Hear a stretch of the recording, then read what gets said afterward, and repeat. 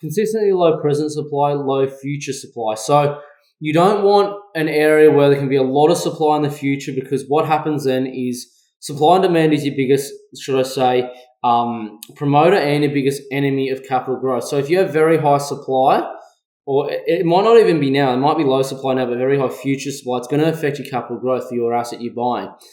So that's the reason. Excellent long-term capital growth. What is the capital growth over the last 30 plus years? If it's anything under 7%, don't even buy the suburb. That's just the point I've got there. Demand from a wealthy or improving income demographic. So the reason for this is because when you have a suburb, who buys in it really matters. Now, if you've got all first home buyers and unknowing investors, what happens there is you have all people who leverage 80 to 95% to get into that market. Now, what do you think happens when the market turns and there's a, let's say, liquidity crisis or something like that? Those suburbs get wiped out because these people cannot afford to pay their mortgages and cannot afford to upgrade their homes, and it just looks like a bit of a dystopian nightmare. That's kind of what happens in these suburbs. So don't buy there. Buy in areas where people own homes outright or have very tiny mortgages on them, because even if rates were to hit 10%, they won't have to sell their homes.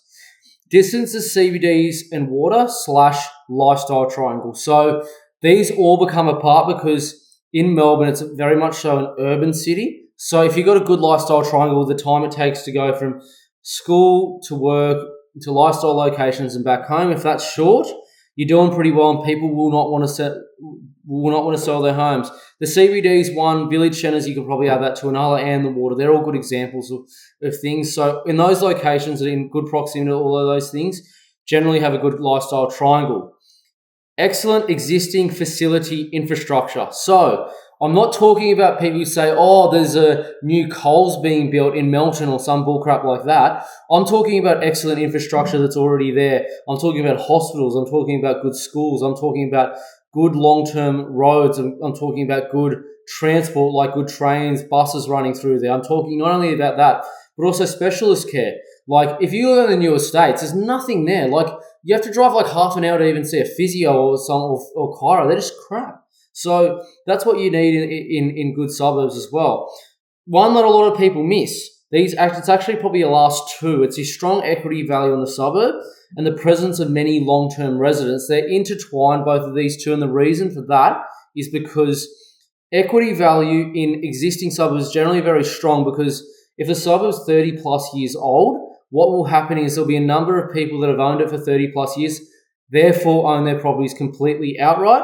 And there will also be a number of people also who are longer term residents, 10 plus years in the suburb, who will have mortgages that will be sub 50 LVR, often closer to the 30 LVR mark, to give you an idea. So a lot of those sorts of people that we're talking about here, don't have to sell, as I said previously, even if rates were to hit 10%. So that's the reason why these suburbs are fundamentally good, and these are the whole reason what you should have in these suburbs. Now, I'm not going to say you're going to have all of them, but if you can have most of them, that's very good, especially long-term capital growth, the right supply and income demographics there. Those first probably five points or so are extremely important. Let's get into the characteristics of poor suburbs, and no surprises, new estate right here. Huge present supply and huge future oversupply.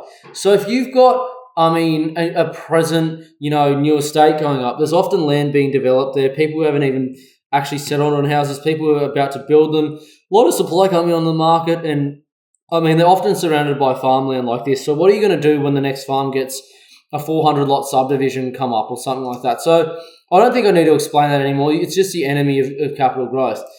Number 3, poor long-term capital growth. If you've got capital growth, literally of like 4% to anything under 7, in my opinion, 4 to 6% or something like that, or even less. Like there's a lot of people who buy in towns where historically does 3.5% capital growth, and they're getting euphoric because of the number that's just happened recently. But anyway, the long-term capital growth, if it's poor, don't expect it over the long term to perform well, because it'll revert. It's just what it does. Large presence of investors and first home buyers. I mentioned this just before. If you've got a lot of first home buyers buying in a suburb, right, and investors, they're all leveraged to their heels to get in the market. So you don't want these guys buying these markets, because if they are, they have no money, and you are screwing yourself up in the long term to be buying these suburbs. So just don't do it. Please do not do it. It's just so bad, these new estates with all investors and first home buyers. Terrible. Poor income demographics. You got poor income demographics, it also generally leads to higher crime, which is those points, I think it would be 7 and 8, point 7 and 8 there. It'd be 6 and 7. There you can see, if you've got poor people living in a suburb, they can't push prices up. And secondly, because they can't afford to do things, a lot of them resort to crime to get, for example, groceries. Some of them will even rob and all that kind of thing. So that you see that in these crappy suburbs. Seriously, just go on a current affair and search up, arson attacks or gang violence in Melbourne and where they're living, and you'll see what I'm talking about here.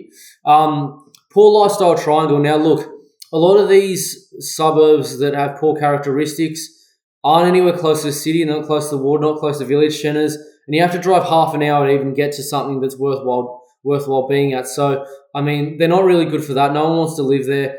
Some of them have a Coles Express to service like 3 whole new estates, and it's like, how the hell that's not even going to service one big family. How's it going to service 3 whole estates? So you see stuff like that in suburbs all the time. It's just ridiculous. Like, who's going to even want to live there, to be honest? Low equity value in the suburb, finally. New estates, newly developing areas, all these kinds of things. A lot of people there don't have a lot of money and they just refi to hold on to their properties as well. So the equity value is very low. There's suburbs in Melbourne where the LVR is like 10%, and there's others where it's like 92%, to give you an idea. I'd be picking the 10% every time. Now, yes, it's more expensive, but this is not an emotional decision. So, look, these are all reasons why, why these suburbs, things that bad suburbs have in them. Don't buy if it has. I kid you not, I don't want to, I literally own, maybe you can have 1 or 2 in there. Maybe the only one I could probably see that, actually, no, you can't have any of these in there, to be honest. You can't, even if it says, high crime rates is probably one with an exclamation point near it, because there are 2 particular suburbs in Melbourne that are very well located going through gentrification where the stats are dropping significantly, but it's still pretty high for the area. But every other thing here I would not buy in for, and there's only 2 suburbs in all of Melbourne that I would consider that for. Literally 2 in the whole city, and they're both within a 15k radius of Melbourne CBD. So anyway, that's characteristics of poor suburbs in Melbourne.